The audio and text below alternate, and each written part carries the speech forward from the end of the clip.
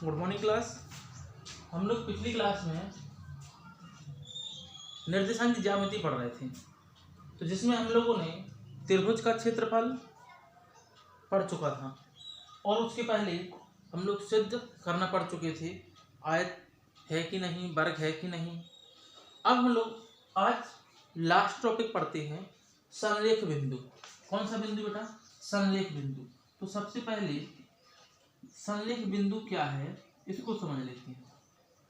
संरेख का मतलब क्या होता है? संरेख यहाँ पे अगर हम लिखें सन प्लस रेख, मतलब एक ही रेखा पर सभी बिंदु स्थित हों तो उन्हें हम क्या कहेंगे? संरेख बिंदु कहेंगे। क्या कहा हमने? ऐसे बिंदु जो एक ही रेखा पर उपस्थित हों उन बिंदुओं को हम संरेख बिंदु कहते हैं। बात समझ में आ गई? ऐसे बिंदु जो एक ही रेखा पर उपस्थित होते हैं ऐसे बिंदुओं को हम संरेख बिंदु कहते हैं। अब ये सिद्ध करना है। सिद्ध कैसे करेंगे? तो देखो, जब हमने पिछली क्लास में पढ़ा था त्रिभुज का क्षेत्रफल, पिछली क्लास में त्रिभुज का क्षेत्रफल क्या पढ़ा था? त्रिभुज का क्षेत्रफल पढ़ा था हम लोगों ने 1/2 into x1 into y2 minus y3 plus x2 y3 minus y1 plus x3 into y1 minus y2। ये हमने क्या पढ़ा था? त्रिभुज का क्षेत्रफल। अगर हम त्रिभुज के क्षेत्रफल को 0 के बराबर करते हैं तो ये तो देखो क्या त्रिभुज का क्षेत्रफल है। त्रिभुज के क्षेत्रफल को हम किसके बराबर करते हैं बेटा? 0 के बराबर। यहाँ पे मतलब त्रिभुज का क्षेत्रफल क्या है? 0। यहाँ से हट जाए तो यहाँ पे हम क्या लिखते हैं? संरेख बिंदु। संरेख। तो अब यहाँ पर देखो, ये जो अपॉन में 2 है ये कहाँ चला जाएगा? 0 में। जब ये 0 में चला गया तो क्या बचा? इतनी चीज बची। इसको हम क्या बोलेंगे? इसको हम बोलेंगे संरेख बिंदु का फॉर्मूला। बात समझ में आ गया? तो जो आपका त्रिभुज का क्षेत्रफल है, अगर त्रिभुज के क्षेत्रफल में हम बराबर 0 लगा दें तो वो हमारा संरेख का फॉर्मूला बन जाता है। कितनी बात समझ में आ गई? हमने आपको याद करना बताया था 1 2 3 लिखो, एक को छुपा लो, 2 3 लिख लो, फिर एक उसके पीछे लगा दो, फिर 2 को छुपा लो, फिर एक उसके पीछे लिख दो। इस तरीके से हमने आपको त्रिभुज का क्षेत्रफल याद करने की ट्रिक बताई। आज सवाल क्या कहेगा? सवाल कहेगा सिद्ध करो कि बिंदु संरेख है कि नहीं। तो हम लोग संरेख पूछ रहा है, तो संरेख के लिए हमने क्या बताया? यदि आपको त्रिभुज का फॉर्मूला आता है तो त्रिभुज के फॉर्मूले को 0 के बराबर कर दो। तो आपने 0 के बराबर किया। अब इनको क्या मान लो? x1 y1, x2 y2, x3 y3। संरेख का सूत्र क्या होता है? x1 y2 minus y3 plus x2 y3 minus y1 plus x3 y1 minus y2 equal to 0। तो यहाँ पे देखो x1 का मान कितना? 0, y2 का मान कितना? 2, y3 का मान कितना? -a, और माइनस ए माइनस माइनस क्या हो जाएगा बेटा? +1 प्लस x2 का मान कितना? 1, y3 का मान कितना? -1, y1 का मान कितना? -1 प्लस x3 का मान कितना? -2, y1 का मान कितना? 1, y2 का मान कितना? 2 इक्वल टू कितना? 0। तो देखो बेटा यहाँ पे 0 इंटू 2 कितना हो गया? 3 प्लस 1 माइनस कितना? 2 माइनस 2। यहाँ पे क्या हो जाएगा? एक में से 2 का कितने बचेंगे बेटा? माइनस के 1 बचेगा, माइनस के 1 बचेगा।